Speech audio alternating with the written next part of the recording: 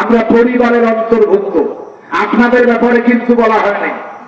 মনে রাখবেন, আমাদেরকে যদি কথা না বলে আপনারা চলে যান, আমি যদি মনে কষ্ট পাই, এই কষ্টটা আপনার উপরে বর্তাবে, এজন্য যাবেন না। আমি কিন্তু দীর্ঘক্ষণ কথা বলবো না। আপনারা কথা বলছেন, কেউ বলছেন 1 ঘন্টা অথবা 12টা। ইয়েস, 12টা পার হবে না ইনশাআল্লাহ। আমি কিন্তু আলোচনা অলরেডি শুরু করে ফেলছি। আমি 1 থেকে 1.5 ঘন্টার উপর এমনিতেও কথা বলি না, আমার ডাক্তারের নিষেধ। আর আমি কথা বলছি একটা পয়েন্টের উপরে কথা বলবো, জন্যই সূরা হাসর থেকে একটি আয়াত আমি বেছে নিলাম। আয়াতটি হলো, আল্লাহ বললেন, যারা জান্নাতি আর যারা জাহান্নামী তারা কোনদিন সমান হবে সবাই। বিয়াজারদের হয় নাই, ইয়ান তোমরা একটু জোরে বলবা।